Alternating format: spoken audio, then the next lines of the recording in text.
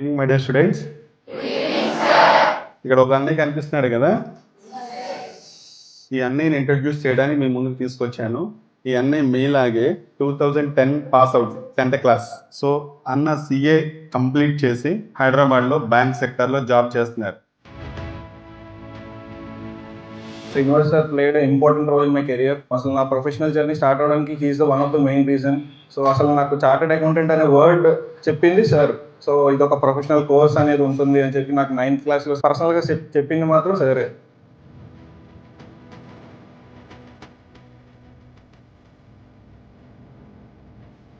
ఇక్కడ ఈ స్కూల్కి పర్టికులర్గా డిసిప్లిన్ మెయిన్. నేను 6th జాయిన్ అయ్యాను, అంటే 2006 జాయిన్ అయ్యాను, 2010th batch. So almost 5 years ఇక్కడ సార్తోనే ట్రావెల్ అయ్యాను. సో మెయిన్ నేను ఇక్కడ నేర్చుకుంది ఎడ్యుకేషన్.